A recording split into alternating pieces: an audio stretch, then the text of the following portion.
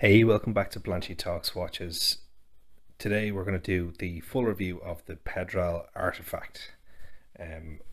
Quick wrist check before I start. I have a vintage Zakas Commander ski, Vostok. What makes this Zakas is the, can't really see it there, but it's the 3AK3 Mo CCP at the bottom there, which means it was originally intended for Soviet soldiers. Okay, so I've had this for quite some time now. Actually, it's been over a month. I think I've had it. And Kevin in Pedral said to me he wants me to give it a good shakedown and really see what I thought of the watch to get some feedback. So he let me keep it for a bit longer than I usually would, and I've been thrilled to be able to do that because this is a beautiful, beautiful watch. So the first thing you'll notice, or at least the first thing most people notice, is the case. This is quite a unique case, and what I really like about it is it's tastefully done, it's classy, but it's still different and unique. It's not just different for the sake of being different. I believe it really adds to the design of the watch. Just do a few close-up shots there. So the finishing on this watch is superb, down to all the little details. You can see the bezel there, the fixed bezel is brushed, vertical brushing on it. Really, really well done. The sides of it then high polish with a satin brushed finish on the case and bracelet. The bracelet then is obviously an integrated bracelet, and I have to say it's extremely comfortable to wear. The clasp then, it's the fold over with the nice lettering there. Pedral said this is a prototype, so it's been well worn. There is some scratches on it. There will be some tweaks to this in the final model, just to improve the fit and finish, but as I said, the fit and finish in this is already superb. One thing that is an issue with this type of a clasp for any brand: no micro adjusts. So the links are quite small, so it's not the biggest issue in the world. I think it'll fit most people, changing the links, but some people will find themselves between the two links, and I happen to be one of those people, so it was slightly unfortunate, but I believe there will be clasp options available when you order, so you can pick a different clasp that will have micro adjusts. And personally, I much prefer when a watch has micro adjusts, just to be able to get it to the right comfort for yourself. With that being said, I found this watch so comfortable to wear that even though I wore a one link short, or I suppose half a link short, so it was tighter than I like my watches to be, it still was incredibly comfortable, to the point that I could wear it for days on end, overnight, everything. And I really need to stress the fact that I don't wear my watches when they're too tight. If a watch is too tight on me, I'll put an extra link in and I'll wear it loose. I'd rather have the watch shaking around on my wrist than being too tight. And this one, being what I'd call too tight for myself, still had that level of comfort that I could keep it on for days on end, which frankly I was quite shocked. I just found it was a bit too loose with the extra link in, so I said I'd take it back out, expecting to wear it for a couple hours before putting it back in, and I think I wore it for a week straight when I originally got it, and it was just super comfortable, especially at night. I wear my watch all night, every night, and I do find if the strap is anyway tight, so you know yourself how your wrist can increase and decrease in size throughout the day. If you're warm in bed, I find my wrist can swell a little bit, and sometimes watches that fit perfectly during the day are a bit uncomfortable at night, or if they're on the bigger side. With this, I never had any issues. It was just super comfortable the whole time. So I just go over a few more of the details. The crown there, it's a non-screw down crown, which means you can line up the logo. It's the Artifact logo there. The movement then, very nice movement. Again, I think there's going to be some minor changes. I don't want to give away too much because it's a prototype and I'm not 100% sure what's going to make it into the final edition. But the movement here it's the SW200-1 Elaborate movement. You can see there is the engraving there on the rotor. Little bit plain, but I believe there's a possibility of something else being added to the final version. This here is ultra limited edition for collectors, only one of one. BISO NABISO. I have to say, I love getting my hands on prototype watches. I just think it's fascinating to see how the process comes along. So you can see there on the case, lovely brushing, really nice chamfered corners as well.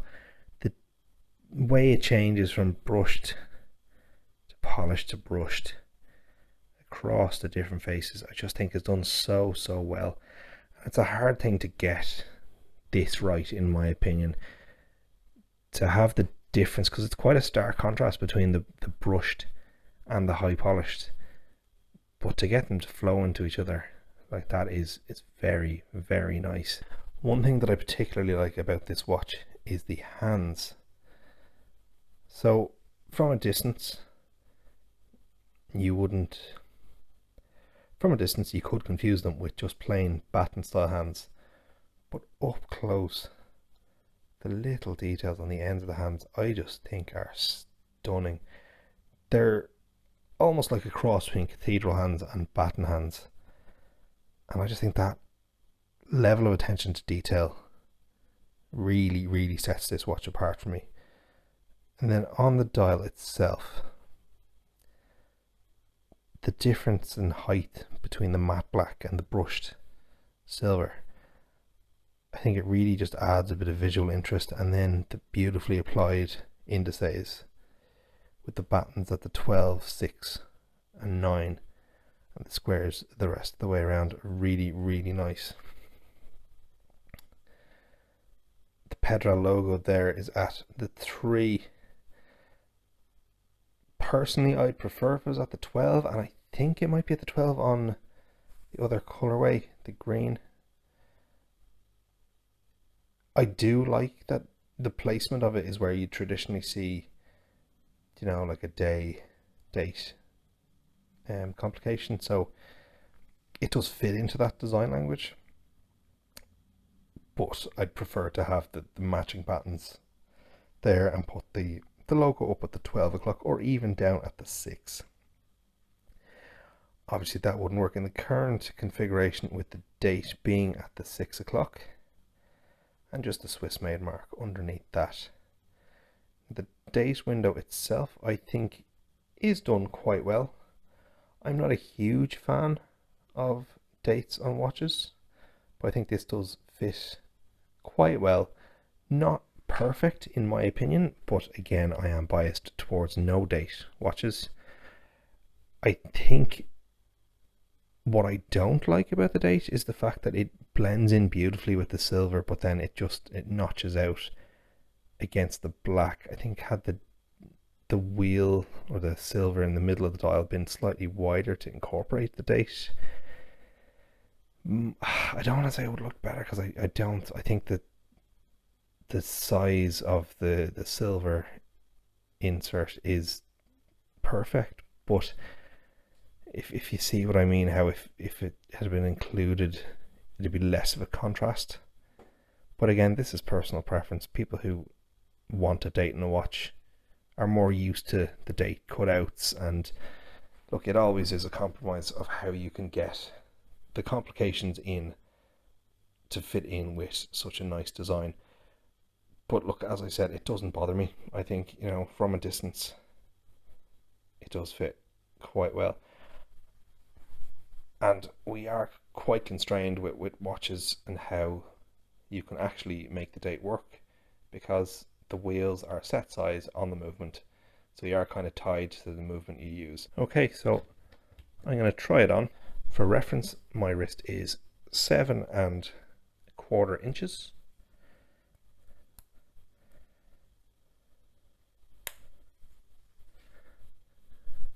And this fits me absolutely perfectly, in my opinion. You can see there it is, as I said, it's quite tight on me. There's no play, it won't move at all. It won't twist. So it's tighter than I'd like. But this comfort level on this is just phenomenal. The way the lugs curve down, just kind of hug your wrist, and then having the integrated bracelet there, it just perfectly flows around. Having the short links as well really help with the comfort. It's just such a smooth transition across your wrist. Very, very comfortable. I'm kind of taken aback by how comfortable I find this watch. I expected to like the design. I've been looking at the pictures for a long time on social media. Really, really excited to get this in, but I wasn't anticipating how comfortable it would be. I've tried a lot of different watches in my time, and I have to put this up there, one of the most comfortable I've ever worn. Obviously, it's a personal preference. Some people find some watches more comfortable than others, but for me, I think this is an easy winner. And I said it to Kevin, the owner, I'm just shocked that I'm wearing it tighter than I would, because I just never do that with a watch. If a watch is this tight on me, I'll take it off. I just won't wear it. And if I don't have a link, I'll change to a different bracelet or a different strap, but I won't wear a watch this tight. It's too tight for me. Some of my vintage pieces that have the original bracelets, I'll wear them a bit tight, but for a few hours, you know, I won't wear them for the full day, or I won't wear them overnight. This has just changed that for me completely, and it's one of those things that after so many years of wearing watches, I never thought would change, but it did. And I know it's not a selling point per se of the watch, because I'm hoping to get one of the production versions, and I will be getting the other clasp so I can wear it a little bit looser. But I'm just shocked by the comfort, and I think it's a great test of how comfortable the watch is, to be able to wear it a bit too tight and to still find it comfortable. Okay, so I'm going to get some measurements now for you. If I can focus, I'll get my digital calipers here. Now the diameter of the watch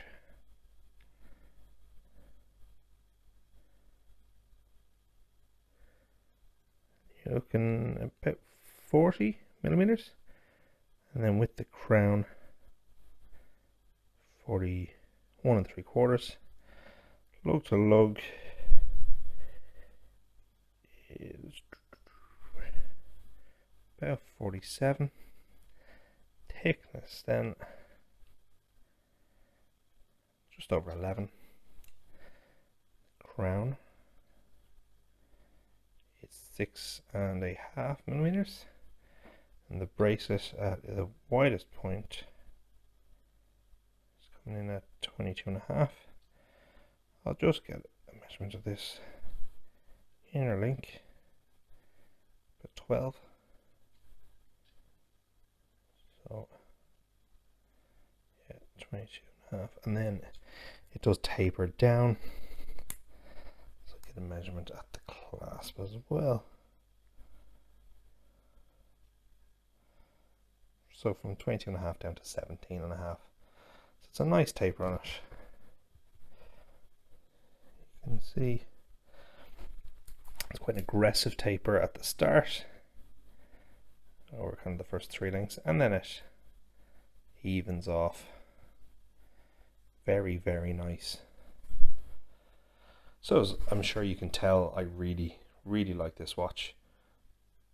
What I'd put as my negatives, give this a quick blast here. The lume, it's not great. It's not bad, but it's nothing to write home about.